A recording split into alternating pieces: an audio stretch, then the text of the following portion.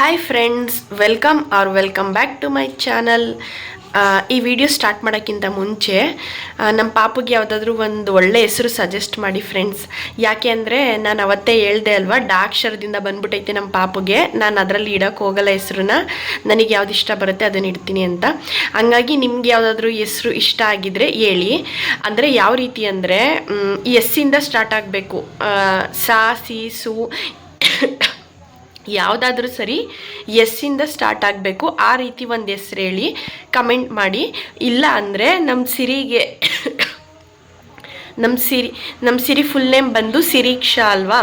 So ಇದಕ್ಕೆ ಪ್ರಾಸ ಬರಬೇಕು ಈ ಪಾಪುಗೂ. ಅಂದರೆ ಎಕ್ಸಾಂಪಲ್ ಹೇಳೋದಾದರೆ ಪ್ರತೀಕ್ಷಾ, ನಿರೀಕ್ಷಾ, ಸಮೀಕ್ಷಾ ಈ ರೀತಿ ಬರುತ್ತಲ್ಲ, ಈ ರೀತಿ ಹೆಸರುಗಳು ಸಿರೀಕ್ಷಾಗೆ ಪ್ರಾಸ ಇದು ಮ್ಯಾಚ್ ಆಗಬೇಕು.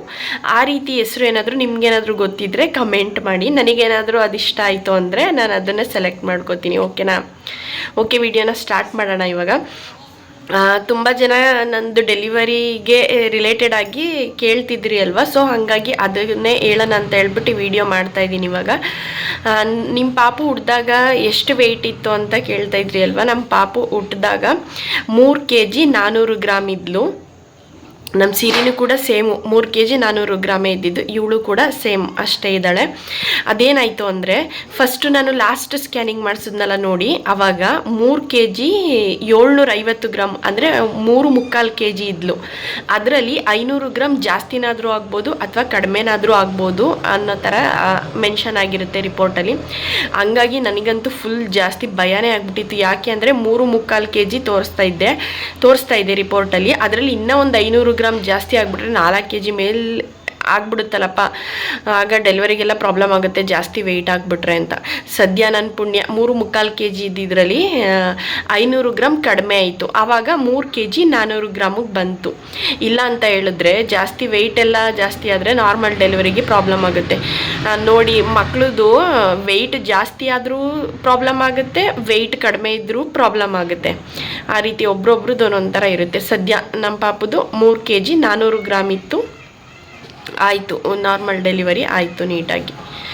ಮತ್ತು ಹಾಗೆ ನಿಮ್ಮದು ಪ್ಲಾಸೆಂಟಾ ಯಾವುದಿತ್ತು ಅಂತ ಕೇಳ್ತಿದ್ರಿ ಅಲ್ವಾ. ನಂದು ಪ್ಲಾಸೆಂಟಾ ಬಂದು ಪೋಸ್ಟೀರಿಯರ್ ಇದ್ದಿದ್ದು.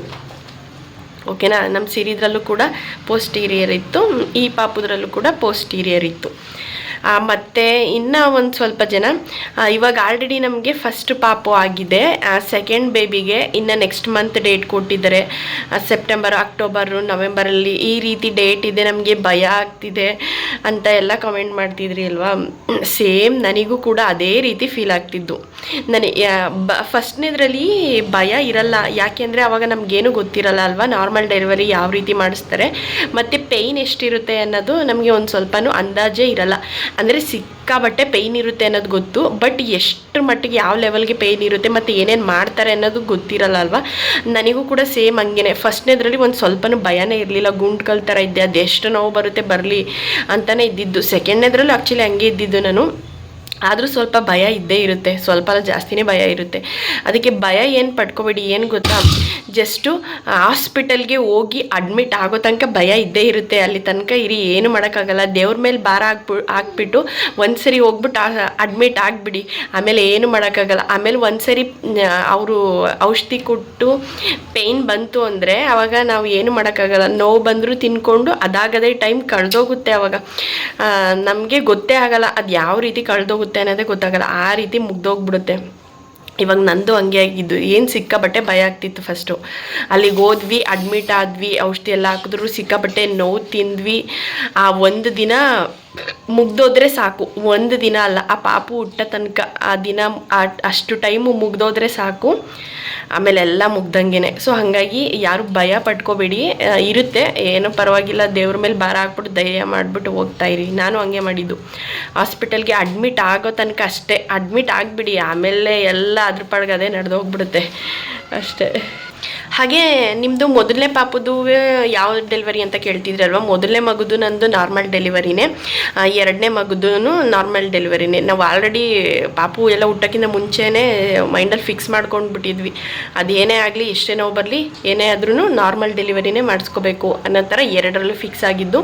ಸೊ ಎರಡರಲ್ಲೂ ಕೂಡ ನಾರ್ಮಲ್ ಡೆಲಿವರಿನೇ ಆಗಿದ್ದು.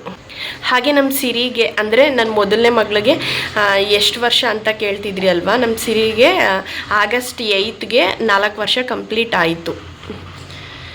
ಮತ್ತು ಹಾಗೆ ನಂದು LMP ಡೇಟ್ ಕೇಳ್ತಾ ಇದ್ರಿ ಅಲ್ವಾ, ನಂದು LMP last month of period ಇದ್ದಿದ್ದು November 27, 2024 ಓಕೆನಾ. ಮತ್ತು ನಿಮ್ಮದು ಇವಾಗ 2ನೇ ಪಾಪ ಹೋಯ್ತಲ್ಲ, ಇದ್ರದ್ದು ಸ್ಕ್ಯಾನಿಂಗ್ದು ರಿಪೋರ್ಟ್ಗಳನ್ನ ತೋರಿಸಿ ಅಂತ ಕೇಳ್ತಾ ಇದ್ರಿ ಅಲ್ವಾ. ಡೆಲಿವರಿ ಆದಾಗಿಂದ ಟೈಮೇ ಕಳೀತಿರೋದೇ ಗೊತ್ತಾಗ್ತಿಲ್ಲ ಫ್ರೆಂಡ್ಸ್. ವ್ಲಾಗು ಮಾಡ್ಕೊಳಕ್ಕಾಗ್ತಿಲ್ಲ, ವೀಡಿಯೋನು ಮಾಡ್ಕೊಳಕ್ಕಾಗ್ತಿಲ್ಲ. ನಮ್ಮದು ಸ್ವಲ್ಪ ಪೇಯ್ನ್ ಇರುತ್ತಲ್ಲ, ಇದೊಂದು ಸ್ವಲ್ಪ ಪೇಯ್ನು, ಮಗು ನೋಡ್ಕೊಳ್ಳೋದು, ಮತ್ತು ಈ ಡೆಲಿವರಿ ಆದಮೇಲೆ ಒಂದು ಸ್ವಲ್ಪ ಡಿಪ್ರೆಷನ್ನು, ಇದ್ರದ್ದೆಲ್ಲ ಮಧ್ಯದಲ್ಲಿ ವೀಡಿಯೋಸ್ ಸರಿಯಾಗಿ ಮಾಡ್ಕೊಳ್ಳೋದಕ್ಕೂ ಆಗ್ತಿಲ್ಲ, ಮಾಡೋದಕ್ಕೂ ಆಗ್ತಿಲ್ಲ, ಅಪ್ಲೋಡ್ ಮಾಡೋದಕ್ಕಾಗ್ತಿಲ್ಲ. ಸೊ ಹಾಗಾಗಿ ಈ ಸ್ಕ್ಯಾನಿಂಗು ಕಂಪ್ಲೀಟ್ ಸ್ಕ್ಯಾನಿಂಗ್ ರಿಪೋರ್ಟ್ನ ನಾನು ಅಪ್ಲೋಡ್ ಮಾಡ್ತೀನಿ ನೆಕ್ಸ್ಟ್ ವೀಡಿಯೋದಲ್ಲಿ. ಮತ್ತು ಕೊನೆಯದಾಗಿ ಕೇಳ್ತಾ ಇದ್ರಿ ಅಲ್ವಾ, ನಿಮ್ಮದು ಈ KR ನಗರ ಗೌರ್ಮೆಂಟ್ ಹಾಸ್ಪಿಟಲಲ್ಲಿ ನಿಮ್ಮದು ಎಕ್ಸ್ಪೀರಿಯನ್ಸ್ ಯಾವ ರೀತಿ ಇತ್ತು ಅಲ್ಲಿ ಅಂತ ಕೇಳ್ತಿದ್ರಿ ಅಲ್ವಾ. ಫ್ರೆಂಡ್ಸ್, ಆರಾಮಾಗಿ ಕಣ್ಣು ಮುಚ್ಕೊಂಡು ಹೋಗ್ಬೋದು ಅಲ್ಲಿಗೆ, ಆರಾಮಾಗಿ ಡೆಲಿವರಿಗೆ ಅಂತ ಹೋದರೆ ಹೋಗ್ಬೋದು, ಏನು ತೊಂದರೆ ಇಲ್ಲ. ಯಾಕೆ ಅಂದರೆ ನಾನು ಅಬ್ಸರ್ವ್ ಮಾಡಿದ್ದೀನಿ ಮತ್ತು ನೋಡಿದ್ದೀನಿ, ಕೇಳಿದ್ದೀನಿ. ಯಾಕೆ ಅಂದರೆ ತುಂಬ ರಿಚ್ ಇರೋ ಅಂಥವರು ಕೂಡ ಅಲ್ಲಿಗೆ ಹಾಸ್ಪಿಟಲ್ಗೆ ಬಂದು ಅಲ್ಲೇ ಡೆಲಿವರಿ ಮಾಡಿಸ್ಕೊಂಡಿರೋರು ಇದ್ದಾರೆ, ಮತ್ತು ತುಂಬ ಪೂರ್ ಇರೋರು ಕೂಡ ಅಲ್ಲಿಗೆ ಹೋಗಿ ಡೆಲಿವರಿ ಮಾಡಿಸ್ಕೊಂಡಿರೋರು ಕೂಡ ಇದ್ದಾರೆ.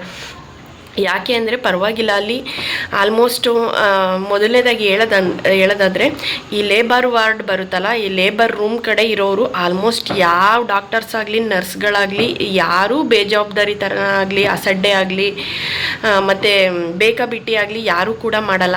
ತುಂಬ ಚೆನ್ನಾಗಿ ಮಾತಾಡಿಸ್ತಾರೆ, ನೋಡ್ಕೋತಾರೆ, ಡೆಲಿವರಿ ಮಾಡಿಸ್ತಾರೆ, ಪ್ರತಿಯೊಂದು ಕೂಡ 100ಗೆ 100%. ಇನ್ನು ಅದು ಬಿಟ್ಟರೆ ಅದರಿಂದ ಈ ಕಡೆ ಒಂದು ಸ್ವಲ್ಪ ಈ ಕಡೆ ಬರ್ತೀವಂದರೆ ಈ ಮಕ್ಕಳುಗಳನ್ನ ನೋಡ್ತಾರೆ. ಆ ಸೆಕ್ಷನಲ್ಲಿ ಸ್ವಲ್ಪ ಬರುತ್ತಲ್ಲ, ಅಲ್ಲಿ ಸ್ವಲ್ಪ ಬೇಕಾದರೆ ಸ್ವಲ್ಪ ಬೇಕಾಬಿಟ್ಟಿ ಆ ಥರ ಇರ್ಬೋದೇನೋ ಸ್ವಲ್ಪ. ಅಂದರೆ ಏನು ಮಾಡೋಕ್ಕಾಗಲ್ಲ, ಗೌರ್ಮೆಂಟ್ ಹಾಸ್ಪಿಟಲಲ್ಲಿ ಅದು ಸಹಜ ಇದ್ದೇ ಇರುತ್ತೆ. ಈ ಕಡೆ ಬಿಟ್ಟರೆ ಇನ್ನು ಅದನ್ನ ದಾಟಿ ನಾವು ಆ ಕಡೆ ಹೋಗ್ತು ಅಂದರೆ ನಾವು ಆರಾಮಾಗಿ ಹೋಗ್ಬೋದು. ಯಾವುದೇ ರೀತಿ ತೊಂದರೆನೂ ಇರಲ್ಲ, ಯಾವುದೇ ರೀತಿ ಭಯನೂ ಇರಲ್ಲ. ಅಲ್ಲಿ ಅವರು ಕೂಡ ಅಷ್ಟೇ ತುಂಬ ಚೆನ್ನಾಗಿ ನೋಡ್ಕೋತಾರೆ. ನಾವು ಹೋಗಿದ್ದು ಬಂದು ಗುರುವಾರ ಸಂಜೆ ಹೋಗಿದ್ದಲ್ವ. ನಾವು 3 ದಿನ ಇದ್ವಿ. ಗುರುವಾರ, ಶುಕ್ರವಾರ, ಶನಿವಾರ ಏನೋ ಬಂದ್ವಿ ಅನಿಸುತ್ತೆ ಮನೆಗೆ. 3 ದಿನ ಇದ್ವಿ. ಆ 3 ದಿನದಲ್ಲಿ ಆರಾಮಾಗಿರ್ಬೋದು. ಡೆಲಿವರಿ ಮಾಡಿಸಾದ್ಮೇಲೆ ಮಾಮೂಲಿ ಒಂದು ರೂಮಲ್ಲಿ ಇರ್ತೀವಿ. ಅದಾದಮೇಲೆ ನಮ್ಮದು ಕಂಪ್ಲೀಟಾಗಿ ಎಲ್ಲದೂ ಕೂಡ ಚೆಕ್ ಮಾಡಿ ಆದಮೇಲೆ ನಾವು ಓಕೆ ಎಲ್ಲ ಮುಗೀತು ಅಂದಮೇಲೆ ಇನ್ನೊಂದು ವಾರ್ಡಿಗೆ ಶಿಫ್ಟ್ ಮಾಡ್ತಾರೆ ಮೇಲ್ಗಡೆ ಅಲ್ಲಿಗೆ. ಇನ್ನದಾದಮೇಲೆ ಎಲ್ಲ ಡಾಕ್ಟರ್ಸು ಬೆಳಗ್ಗೆ ಒಂದ್ಸರಿ, ಸಂಜೆ ಒಂದ್ಸರಿ, 2 ಸರಿ ಕಂಪಲ್ಸರಿ ಬಂದೇ ಬರ್ತಾರೆ. ಅದು ಒಬ್ರೊಬ್ಬರೇ ಬರ್ತಾರೆ ಅಂತಲ್ಲ, ಒಂದೊಂದಕ್ಕೆ ಒಂದೊಂದು ಡಾಕ್ಟರ್ಸ್ ಇರ್ತಾರಲ್ವ. ಪೇಯ್ನ್ದಕ್ಕೆ ಒಂದು ಡಾಕ್ಟರ್ಸ್, ಈಗ ಡೆಲಿವರಿ ಮಾಡಿಸಿರ್ತಾರಲ್ಲ ಅವ್ರು ಒಂದ್ಸರಿ ಬಂದು ಹೋಗ್ತಾರೆ, ಮತ್ತು ನರ್ಸ್ಗಳು ಇರ್ತಾರಲ್ಲ ಅವರು ಒಂದ್ಸರಿ ಬಂದು ಹೋಗ್ತಾರೆ. ಮತ್ತು ಇನ್ನು ಅದು ಇದು ಅಂದ್ಕೊಂಡು ತುಂಬ ಜನ ಬಂದು ಹೋಗ್ತಿರ್ತಾರೆ. ಅದರಲ್ಲಿ ಏನು ತೊಂದರೆ ಇಲ್ಲ, ಆರಾಮಾಗಿ ನೋಡ್ಕೋತಾರೆ. ಒಂದು ಮಾತೇ ಇಲ್ಲ ಅಂತ ಹೇಳ್ಬೋದು. ಡೆಲಿವರಿ ಸೆಕ್ಷನಲ್ಲಿ ಆಲ್ಮೋಸ್ಟ್ ಎಲ್ಲ ತುಂಬ ಚೆನ್ನಾಗಿ ನೋಡ್ಕೋತಾರೆ. ನನಗೆ ಕೇಳ್ತಾ ಇದ್ರು ನನ್ನ ಫ್ರೆಂಡ್ಸು ಮತ್ತು ಫ್ಯಾಮಿಲಿ ಹಂಗೆ ಗೊತ್ತಿರ್ತಾರಲ್ಲ, ಅವರೆಲ್ಲ ಕೇಳ್ತಿದ್ರು, ಡೆಲಿವರಿ ಮಾಡಿಸ್ತಾರಲ್ಲ ಅಲ್ಲಿ ಬೈತಾರ, ಹೊಡಿತಾರ, ಏನಾದರೂ ಕೆಡ್ತಾಗ ಬೈತಾರ ಅನ್ನೋ ಥರ ಎಲ್ಲ ಕೇಳ್ತಿದ್ರು. ಇಲ್ಲ ಆ ರೀತಿ ಇಲ್ಲ, ತುಂಬ ಚೆನ್ನಾಗೇ ಇದೆ ಅಲ್ಲಿ, ಏನು ಪ್ರಾಬ್ಲಮ್ಮೇ ಇಲ್ಲ ಅಂತಲೇ ಹೇಳ್ಬೋದು. ಈ ರೀತಿ ಎಲ್ಲ ಚೆಕ್ ಮಾಡ್ತಾರೆ. ಮತ್ತು ನನಗೆ ಇನ್ನೊಂದು ಗೊತ್ತಿರಲಿಲ್ಲ, ಅಲ್ಲಿ ಫುಡ್ಡು ಎಲ್ಲ ಸಿಗುತ್ತೆ. 2 ಟೈಮ್ ಏನೋ ಕೊಡ್ತಾರೆ ಅನಿಸುತ್ತೆ. 2 ಟೈಮ್ ಕೊಡ್ತಾರೆ. ನಾವೇನು ತೊಗೊಂಡಿರಲಿಲ್ಲ, ನಾವು ಮನೆಯಿಂದನೇ ತೊಗೊಂಡು ಹೋಗ್ತಿದ್ವಿ. ಮತ್ತು ಒಂದು ಸ್ವಲ್ಪ ಟೈಮು ಹೋಟ್ಲಲ್ಲಿ ತೊಗೊಂಡ್ವಿ. ನಾನು ಚೆಕ್ ನೋಡೋಣ ಅಂತ ಹೇಳ್ಬಿಟ್ಟು 1 ಟೈಮ್ ಏನೋ ಇಸ್ಕೊಂಡಿದ್ದೆ. ಅದು ಅಲ್ಲೇ ಮಾಡಲ್ಲ, ಹಾಸ್ಪಿಟಲಲ್ಲೇ ಮಾಡಲ್ಲ, ಹೊರ್ಗಡೆಯಿಂದ ತರಿಸಿ ಇಲ್ಲಿ ಕೊಡೋದಂತೆ. ತುಂಬ ಚೆನ್ನಾಗಿರುತ್ತೆ. ಫುಡ್ದು ಏನು ಮಾತಾಡೋಂಗಿಲ್ಲ, ಎಲ್ಲ ತುಂಬ ಹೆಲ್ದಿಯಾಗಿ, ಹೈಜೀನಾಗಿ ತುಂಬ ಚೆನ್ನಾಗಿರುತ್ತೆ. ಇನ್ನು ಅದು ಬಿಟ್ಟರೆ ಅಲ್ಲಿ ರೂಮ್ಸು ಕ್ಲೀನಿಂಗ್ದಾಗಲಿ ಅದು ಕೂಡ ತುಂಬ ಚೆನ್ನಾಗೇ ಇತ್ತು. ಮತ್ತು ವಾಶ್ರೂಮ್ಸು, ಬಾತ್ರೂಮ್ಸು ಅದು ಕೂಡ ಎಲ್ಲ ತುಂಬ ನೀಟಾಗಿರ್ತಿತ್ತು. ಬೆಳಗ್ಗೆ ಟೈಮ್ ಬಂದು ಕ್ಲೀನ್ ಮಾಡಿ ಹೋಗ್ತಿದ್ರು. ಮತ್ತು ಏನು ಪ್ರಾಬ್ಲಮ್ ಅಂದರೆ ಅಲ್ಲಿಗೆ ಹೋಗಿರ್ತಾರಲ್ಲ ಜನಗಳು, ಅವರೇ ಗಲೀಜು ಮಾಡೋದು, ಅದೇ ದೊಡ್ಡ ಪ್ರಾಬ್ಲಮ್ ಅಂತ ಹೇಳ್ಬೋದು. ಅಲ್ಲಿರೋರ್ದು ಏನು ಪ್ರಾಬ್ಲಮ್ ಇಲ್ಲ, ಅವ್ರು ಆಲ್ಮೋಸ್ಟ್ ತುಂಬ ಎಲ್ಲ ಕಡೆನೂ ತುಂಬ ನೀಟಾಗಿ ಕ್ಲೀನ್ ಮಾಡಿಬಿಟ್ಟೆ ಹೋಗಿರ್ತಾರೆ. ಈ ಜನಗಳು ಹೋಗ್ತಾರಲ್ಲ ಅವರೇ ಕ್ಲೀನಾಗಿ ಇಟ್ಕೊಳ್ಳಲ್ಲ, ಅಲ್ಲಿ ಅವರೇ ಅರ್ಧ ಗಲೀಜು ಮಾಡಿರ್ತಾರೆ ಅಂತಲೇ ಹೇಳ್ಬೋದು. ಇನ್ನು ಅದು ಬಿಟ್ಟರೆ ಇನ್ನಲ್ಲಿ ಇದ್ದಿದ್ದು ನಾನು 3 ದಿನ ಕಂಪ್ಲೀಟಾಗಿ ಓಕೆ ಆರಾಮಾಗಿರ್ಬೋದು, ಯಾವುದೇ ರೀತಿ ಪ್ರಾಬ್ಲಮ್ ಇಲ್ಲ. ಅಂದರೆ ಮೊದಲು ಇರ್ತಾಯಿತ್ತು. ಈ ಗೌರ್ಮೆಂಟ್ ಹಾಸ್ಪಿಟಲ್ ಅಂದರೆ ಸಿಕ್ಕಾಬಟ್ಟೆ ಭಯ ಆಗೋದು. ನನಗೇನೆ ಒಂದು 10 ವರ್ಷದ ಹಿಂದೆ ನಮ್ಮ ನೆಂಟ್ರುಗಳಿಗೆ, ಅಕ್ಕ ತಂಗಿರಿಗೂ ಯಾರಿಗಾದ್ರೂ ರಿಲೇಷನ್ಗಳಿಗೂ ಯಾರಿಗಾದ್ರೂ ಪಾಪು ಆದರೆ ನಾವು ಹೋಗಿ ನೋಡ್ಕೊಬರೋದಕ್ಕೆ ಹೋಗ್ತಿದ್ವಲ್ಲ. ಆವಾಗಂತೂ ಅಲ್ಲಿ ಆ ದೊಡ್ಡ ಗೌರ್ಮೆಂಟ್ ಹಾಸ್ಪಿಟಲ್ ಅಂದ್ರೇ ಒಂಥರ ಭಯ ಆಗೋದು. ನೀಟಾಗಿ ಮಾತಾಡಿಸ್ತಿರ್ಲಿಲ್ಲ ಅಲ್ಲಿ ಡಾಕ್ಟರ್ಗಳು, ನರ್ಸ್ಗಳು. ಸರಿಯಾಗಿ ರೆಸ್ಪಾನ್ಸ್ ಮಾಡಲ್ಲ, ಅಸಡ್ಡೆ ತೋರಿಸ್ತಿರೋರು, ಬೈಯೋರು, ಒಂಥರ ಕೇರ್ಲೆಸ್ ಮಾಡೋರು, ಆ ರೀತಿ ಇರ್ತಿತ್ತು.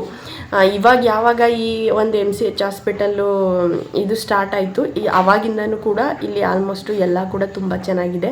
ಅಂದರೆ ಒಂದು 5% ಅಷ್ಟು ಒಂದು ಸ್ವಲ್ಪ ಏನಾದರೂ ಇದ್ದೇ ಇರುತ್ತಲ್ಲ, ಆ ರೀತಿ ಇರುತ್ತೆ ಅಷ್ಟೆ. ಇನ್ನು ಅದು ಬಿಟ್ಟರೆ ಆವಾಗಿಂದಕ್ಕೂ ಇವಾಗಿಂದಕ್ಕೂ ಹೋಲಿಸ್ಕೊಂಡ್ರೆ ಆರಾಮಾಗಿ ಕಣ್ಣು ಮುಚ್ಕೊಂಡು ನಮ್ಮಂಥವ್ರು ಹೋಗಿ ಅಲ್ಲಿ ತೋರಿಸ್ಕೊಂಡು ಬರ್ಬೋದು ಅಂತಲೇ ಹೇಳ್ಬೋದು. ಇಷ್ಟೇ ಫ್ರೆಂಡ್ಸ್, ನಂದು 3 ದಿನದ ಎಕ್ಸ್ಪೀರಿಯೆನ್ಸಲ್ಲಿ ಆ 3 ದಿನವೂ ಕಳೀತು. ಅದಾದಮೇಲೆ ಇವಾಗ 10 ದಿನ 15 ದಿನ ಕಳೆದು ಮನೆಗೂ ಬಂದಾಯಿತು. ಇವಾಗ ಸ್ವಲ್ಪ ಎಲ್ಲ ಆರಾಮಾಗಿ, ಸ್ವಲ್ಪ ಪೇಯ್ನ್ ಎಲ್ಲ ಕಡಿಮೆ ಆಗಿ ಲೈಫು ಹೋಗ್ತಾ ಇದೆ ಮುಂದಕ್ಕೆ. ಇವಾಗಂತೂ ದಿನಗಳು ಕಳಿಯೋದೇ ಗೊತ್ತಾಗಲ್ಲ. ಪಾಪು ಹುಟ್ಟೋ ತನಕ ಪಾಪು ಅವಾಗ ಡೇಟ್ ಕೊಟ್ಟಿದ್ದಾರೆ, ಇವಾಗ ಡೇಟ್ ಕೊಟ್ಟಿದ್ದಾರೆ, ಅವಾಗ ಹೋಗ್ಬೇಕು, ಇವಾಗ ಹೋಗಬೇಕು ಹಾಸ್ಪಿಟಲ್ಗೆ ಅನ್ನೋ ಥರ ಇರುತ್ತೆ. ಪಾಪು ಹುಟ್ಟಾದ್ಮೇಲೆ ತೊಗೊಳ್ಳಿ ದಿನಗಳು ಕಳಿಯೋದೇ ಗೊತ್ತಾಗ್ತಿಲ್ಲ. ಇವಾಗ ಆಲ್ರೆಡಿ 15 ಡೇಸ್ ನನಗೆ ಮುಗ್ದೋಗಿರೋದೇ ಗೊತ್ತೇ ಆಗ್ತಿಲ್ಲ. ಆ ರೀತಿ ಹೋಗ್ತಾ ಇದೆ. ಎಸ್ ಫ್ರೆಂಡ್ಸ್, ಇದಿಷ್ಟ ಆಗಿತ್ತು. ಆಲ್ಮೋಸ್ಟ್ ಎಲ್ಲರೂ ಕೇಳಿರೋದಕ್ಕೆ ನಾನು ಆನ್ಸರ್ ಮಾಡಿದ್ದೀನಿ ಅನ್ಕೊತೀನಿ. ಮತ್ತು ನಿಮ್ಗೇನಾದರೂ ಇನ್ನೂ ಏನಾದರೂ ಇತ್ತು ಅಂದರೆ ಕಾಮೆಂಟ್ ಮಾಡಿ, ನಾನು ಆದಷ್ಟು ಶೇರ್ ಮಾಡೋದಕ್ಕೆ ಟ್ರೈ ಮಾಡ್ತೀನಿ. ಓಕೆ ಫ್ರೆಂಡ್ಸ್, ಇವಾಗ ಈ ವಿಡಿಯೋನ ಇಲ್ಲಿಗೆ ಎಂಡ್ ಮಾಡ್ತಾಯಿದ್ದೀನಿ. ಮತ್ತೆ ಇನ್ನೊಂದು ವಿಡಿಯೋದೊಂದಿಗೆ ಸಿಗ್ತೀನಿ. ಟೇಕ್ ಕೇರ್, ಬಾಯ್ ಬಾಯ್.